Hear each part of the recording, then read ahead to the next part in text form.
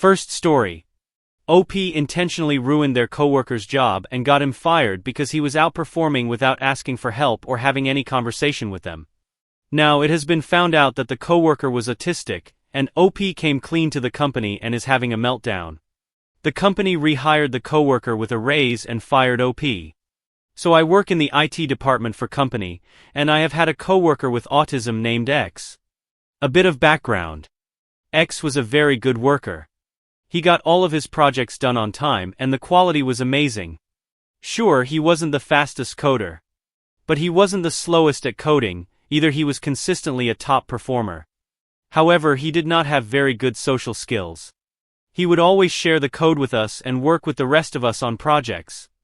But when we had meetings to discuss problems with our projects, X would never bring up any of his errors. He would only assist with ours.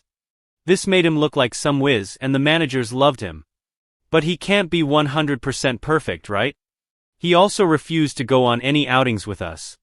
Whenever we'd want to watch a game together, go to the bar, or even go out for lunch, X would always back out. For some reason I got very annoyed at this. I kept thinking and soon believing that he felt like he had better things to do than spend time with his coworkers. He only did work. He would not do anything social with us. And he rarely brought up his work problems. I know this is really stupid. But in my mind, I hated how he refused to communicate with us. Eventually I grew to really hate X. So I hatched a plan. I sit at the desk right behind X, so it was easy for me to swing around and access his computer. It's a pretty secluded area, so I was easy to be stealthy as well. When I started, I just did small things. As soon as X went to the bathroom, or to get something from the vending machine, I would go in and modify his code slightly, so that it wouldn't run properly. I'd add a letter or delete a letter, so it would be a pretty tedious fix. I don't think X suspected any foul play, though he never mentioned it to anyone. When he'd try to run his final project, it would go haywire. And he'd spend a lot of time going back to find his mistake. He was really persistent at solving his own problems himself. Eventually, I think management started to notice a decrease in his work, and they pulled him aside for a quick meeting. When he returned, he did not look happy. But he did not say anything to any of us. He just sat down and got to work. I tried to ask about the impromptu meeting the managers just had with him. But he just brushed it off. He'd go, "Oh, it was nothing, just more information about the project." Again, I don't know why, but I really despised him for that. A couple of weeks go by and I continue to slightly harm his code. Then I got a brilliant idea that would reveal he is capable of error to everyone. He had just gotten assigned to a special project, and I couldn't resist myself. I waited for a time when he went away from his desk, and I opened his email portal. I sent an altered and incomplete file to the next development team for the final assembly. I then deleted the sent mail from his box and went on with my day. Honestly, I wasn't too familiar with the specifics of what he was working on. But apparently the stuff I altered did some major damage. When the other team tried to run their finished product, it kept crashing and showing numerous errors. This caused some major delays, and when they finally tracked it down to X's code, management was not happy at all. X was given a week and a half to write and perfect his portion, and I sent out the file on day 5. Management came over to our desk area and X was very confused. They kept asking X why he sent it out so early and why he didn't check anything over. I heard it all, but I just kept my mouth shut and listened in on their conversation. I assumed he'd just get a slap on the wrist. But apparently they decided that his work quality was continuing to fall below standards, and that they needed to let him go. Company would not be allowing so many errors. X didn't even get a chance to voice his opinions. Management was so unhappy and terminated him immediately. I could have turned around and told them everything. But I couldn't. I didn't have the courage. I feared that I might lose my job. I know I did a really terrible thing to X, but I couldn't afford to lose my job. I feel terrible. And to add on to it, I later learned that X is autistic. I didn't even know. Apparently he was just really antisocial. He probably didn't harbor any negative thoughts about the rest of us. It was just that social interaction wasn't something he enjoyed. I'm sure he made mistakes, but he was just such a hard worker that he didn't show it at all. He would want to solve problems himself instead of immediately seeking help like the rest of us. It's too late now, but I really appreciate X and I hate myself so much for causing this. I had an urge to get this off of my chest. But even after typing all of this, I still feel so guilty. I keep thinking about all of the harm I caused X. I might have ruined his life. I didn't want that. I'm thinking of coming clean to management this week. X deserves the job more than anyone else. It's been less than a week since he got fired. They can still take him back if he's willing to come back, right? Thanks for listening to my story, I guess. TLDR, I was an idiot and messed with my coworker's code. Management got mad at his errors and fired him. Guilt stays with you forever. Top comment dying under Soul 666. You may have ruined someone's life because you were a petty bee. If you don't come clean, you'll never forgive yourself, and the guilt will eat you from the inside out for the rest of your life.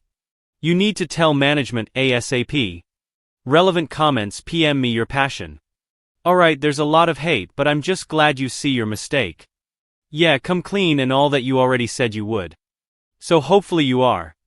And it takes a lot of courage to come clean, so props to you. Another good thing to do would probably be to contact this ex guy and apologize. But that may not go well. And that'd take even more courage, so you may want to just have your boss or whoever contacts him tell them there was a mistake. But I don't know your choice. OP, yeah, I am going to tell X and apologize personally too. He didn't deserve to be hurt by my idiotic mistake. And I want him to know the truth. Edit. I know. This was really stupid of me. I deserve the hate. I understand nothing can undo the damage I caused. But I am going to come clean tomorrow morning and beg management to give X his job back. Update recap: I messed with my coworker's work and he got fired. I felt a lot of guilt. Anyways, I went into work today and I had a long meeting with the management. I explained everything that happened and all of the bad things that I did. I told them everything.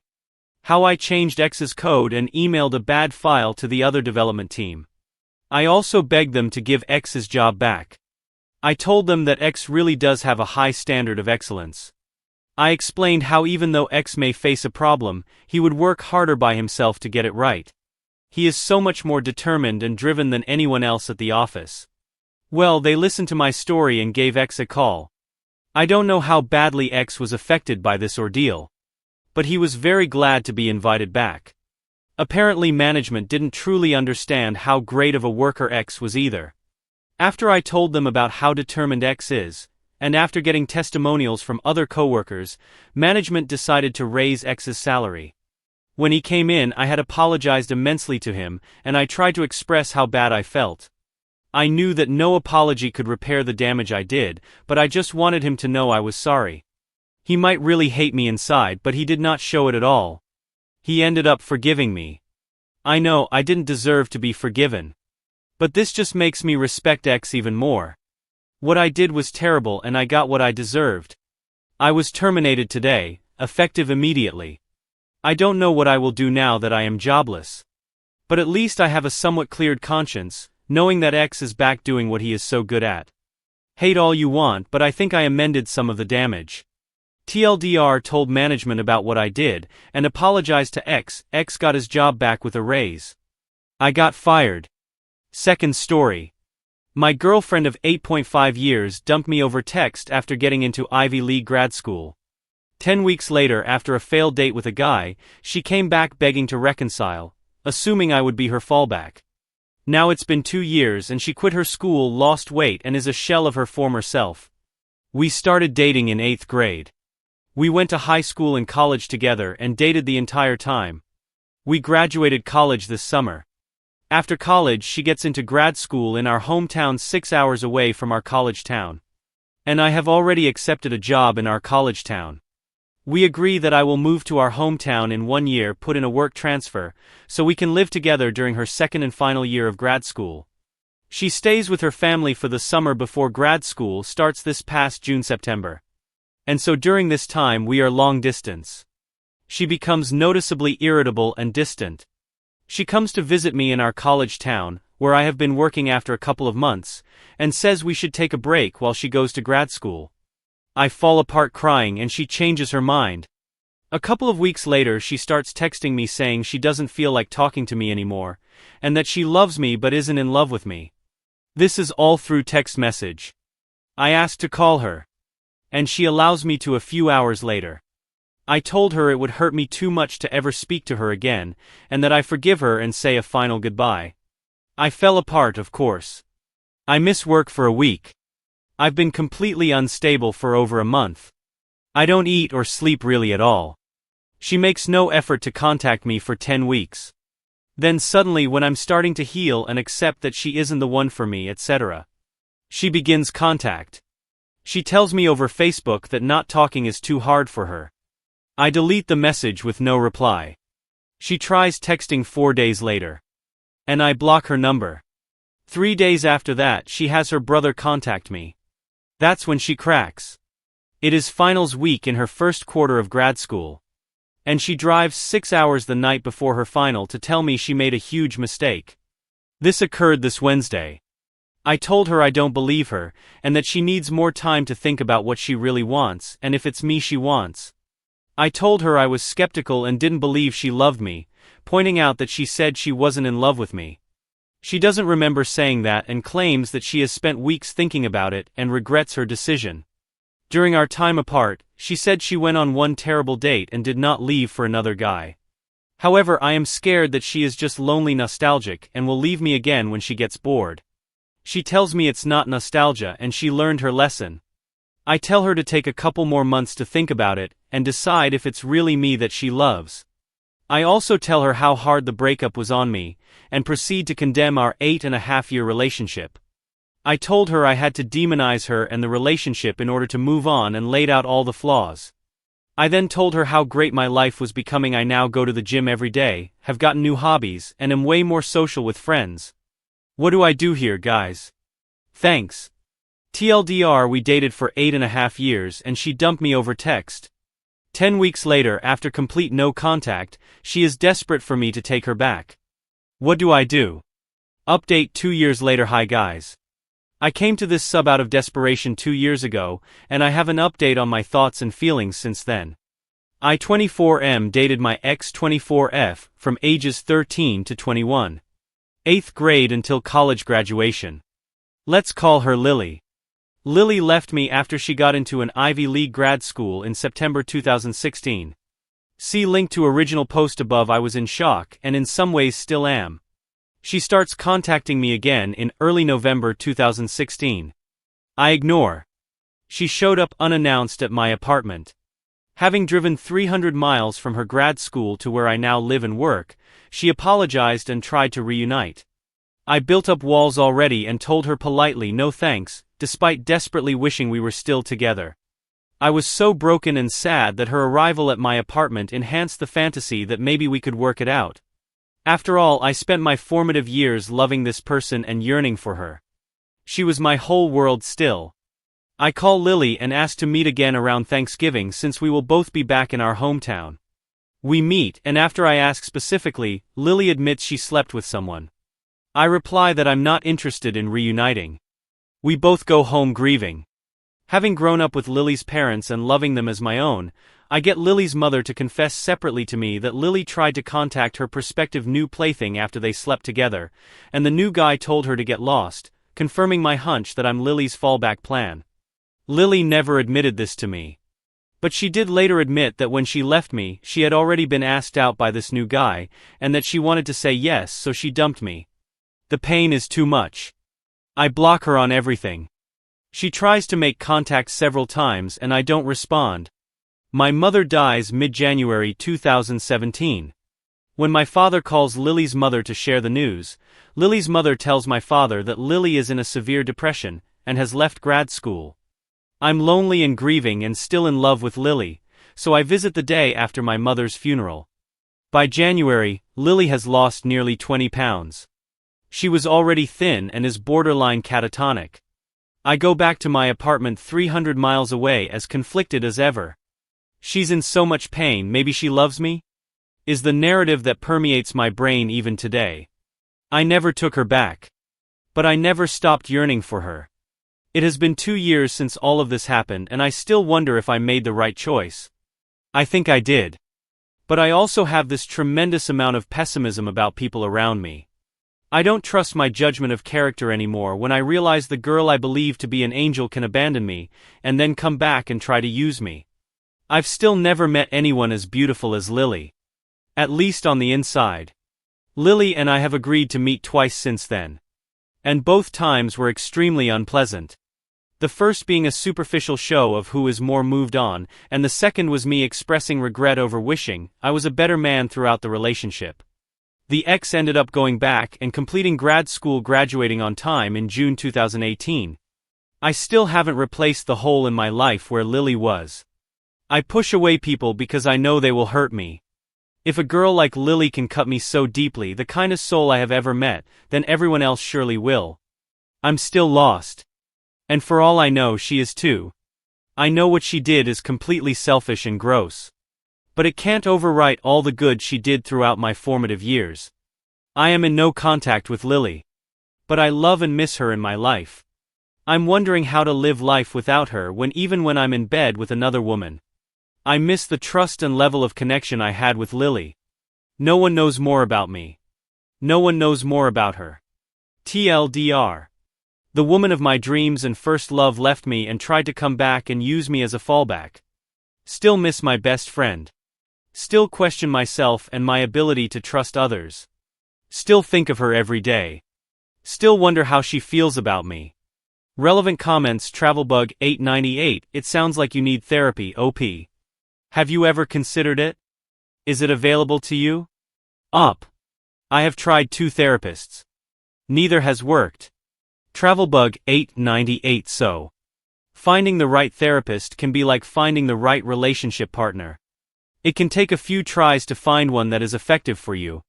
Just because the first 2 therapists weren't your cup of tea, doesn't mean you should stop looking. You sound like you have a lot of SHT to work through. And that isn't just magically going to happen by itself. Up. I am currently seeing the second, just so I have someone to vent to.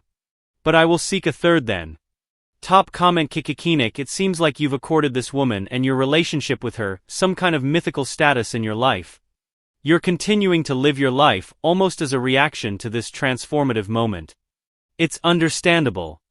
But it's also quite limiting and ties your past like an anchor around your present and future.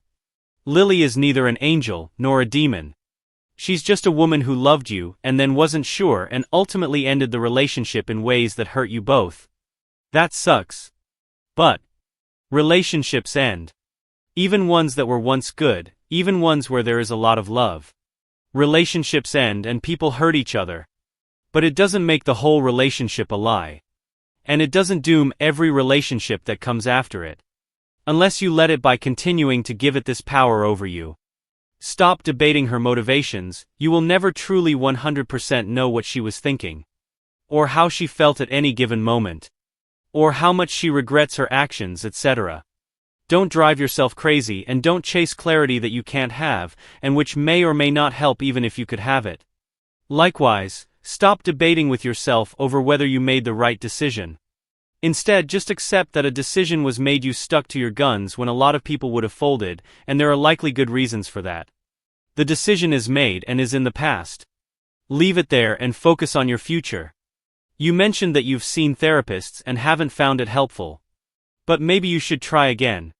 Speak to a few until you find a right fit. Consider someone who is familiar with CBT and work to reset the thought loop that carries you back again and again to this painful event that offers you no clarity.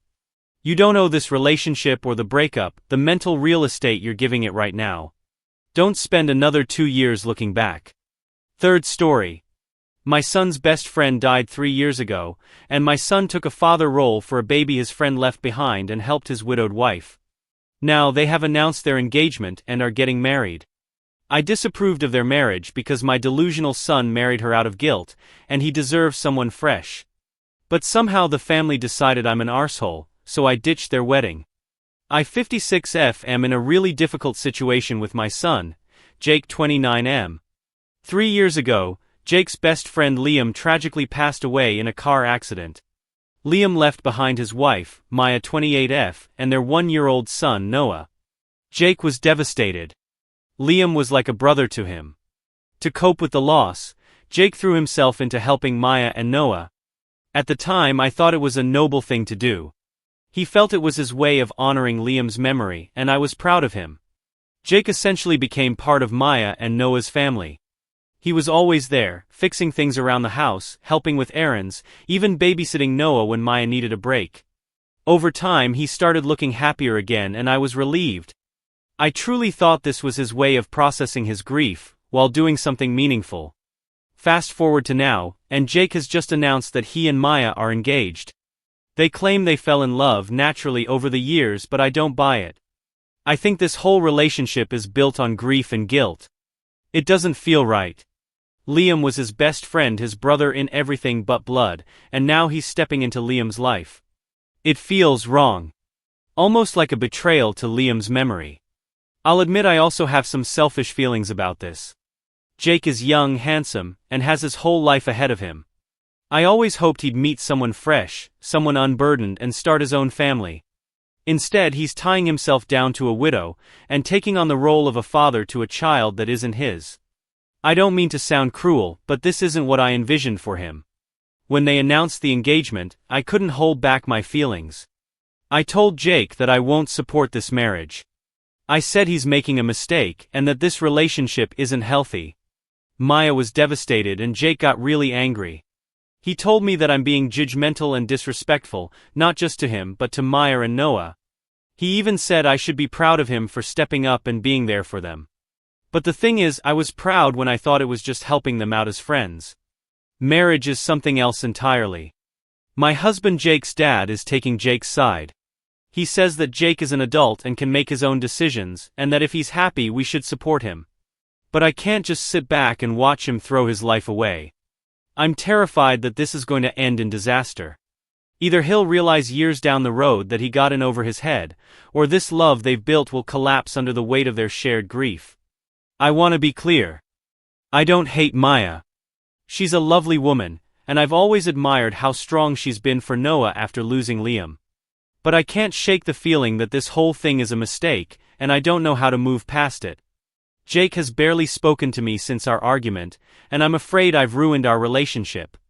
But at the same time I feel like I had to say something. Isn't that what parents are supposed to do when they see their child heading down the wrong path? So Reddit. Ada for refusing to support my son's marriage to his late best friend's widow. Should I back off? Or am I right to speak up? Comments. Comment 1. You're making this about yourself. YTA. Wow, OP. Let's unpack this. You claim you're upset because you think Jake's relationship with Maya is unhealthy or built on grief. But everything you've said points to your own discomfort with the situation. You're not mad about their happiness, you're mad it doesn't match the fantasy you had for Jake's life. Guess what? His life isn't yours to live. If Jake is happy, why are you so determined to tear him down? Supporting someone through grief doesn't automatically mean their love is wrong. Maybe it's time to ask yourself why you're so invested in this narrative that it's a mistake.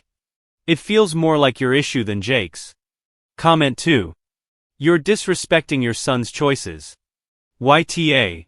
Your son lost his best friend and found a way to honor him by taking care of Maya and Noah. Over time, that bond deepened into love and you're calling that a mistake. Do you even hear yourself? You're framing his actions as if they're some kind of betrayal to Liam. But let's be real. Liam would probably be grateful that Jake stepped up to care for his family. It's not a replacement for Liam, it's two people finding solace in each other and creating something beautiful out of tragedy. Instead of tearing this down, you should be celebrating that Jake found happiness again. Frankly, your refusal to see that is selfish and insulting. Comment 3. You're the one being disrespectful to Liam's memory. You're out here accusing Jake of betraying Liam's memory. But it sounds like you're the one doing that. Liam trusted Jake enough to be his best friend. Don't you think he'd trust Jake to take care of the people he loved most? You're acting like Liam's memory should stop everyone from moving forward with their lives. But grief doesn't work that way. Relationships can grow from shared loss without it being unhealthy or wrong. Honestly, your son sounds like a stand-up guy. And instead of supporting him, you're trying to guilt him into following your idea of what's appropriate. That's not love, OP. That's control. Stop using Liam's memory as an excuse to tear Jake down. Update hi again everyone. I've read through so many of your responses, and I want to thank those who took the time to share their thoughts, even when they were hard for me to hear. This has been a painful situation for everyone involved, and while I stand by my feelings, I want to address some things more clearly. First and foremost, I love my son. More than anything. I've always been proud of the man he's become. He's kind, responsible, and has a strong sense of loyalty, qualities I know will serve him well in life. My issue here has never been about hating Maya or Noah. I don't. I think Maya is a strong and admirable woman who's done her best to navigate an incredibly difficult situation after losing Liam. And Noah is an innocent child who deserves love and care. My concerns are not about them as individuals, but rather about the situation itself. I can't shake the feeling that Jake's relationship with Maya was built on grief and a sense of responsibility. I've known my son for 29 years, and this doesn't feel like a natural love story to me. When Liam died, Jake was crushed. He felt helpless and guilty, even though the accident was in no way his fault. Helping Maya and Noah gave him a purpose when he was at his lowest. And while I understand how that bond could grow over time, I believe it's rooted in that shared tragedy, rather than genuine compatibility or romantic love. That's what worries me the most. I'm afraid Jake is making a life-altering decision out of obligation or guilt, rather than following his heart. And if that's the case, I worry that this will lead to resentment or heartbreak down the road, not just for him but for Maya and Noah as well. If their relationship falters, the pain will ripple through everyone, especially Noah, who's already lost one father figure in his young life. That said, I've had time to think about what this means for my relationship with Jake. The truth is, I can't control his choices. He's an adult, and he has the right to make his own decisions, even if I don't agree with him. After we argued, I realized how much strain this is putting on our relationship, and that's the last thing I want. I've told Jake that while I can't bring myself to support this marriage, I also don't want to lose him. Here's where I stand. I won't be attending the wedding because I feel it would be dishonest of me to celebrate something I don't truly believe in. That doesn't mean I'm cutting Jake off or turning my back on him. I've made it clear that I'll always be here for him, no matter what happens. If this relationship brings him the happiness and fulfillment he deserves, I'll gladly admit I was wrong. I want to be wrong because all I've ever wanted is for Jake to be happy. At the same time, if things don't work out the way he hopes, I'll be here to support him through that as well.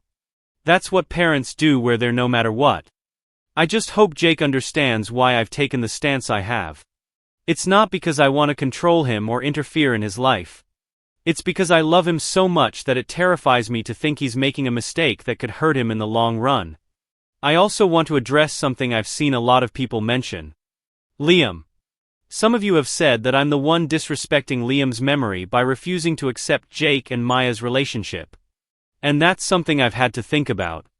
The truth is, I don't know how Liam would feel about this. Maybe he'd be grateful that Jake stepped in to care for his family. Or maybe he'd feel uncomfortable about it. I'll never know. What I do know is that I feel a deep unease about the situation. And I can't ignore that. This doesn't mean I'll actively interfere or try to stop the wedding. Jake has made his choice. And I respect that it's his to make. But I also have to stay true to my feelings. For now, I'm hoping to rebuild my relationship with Jake and keep the lines of communication open. I don't want this disagreement to drive a wedge between us permanently. To Jake, if you ever read this, I love you more than anything in this world. Even when we disagree, I'll always want what's best for you. And I'll always be here for you. No matter what happens. Thank you again to everyone who shared their thoughts. While I may not agree with all of them, they've given me a lot to think about as I try to navigate this complicated situation. Thank you for watching the video. If you are interested in listening to these kinds of stories, we've got more in store for you. Simply subscribe to our channel. Hit the like button. And share it with your friends.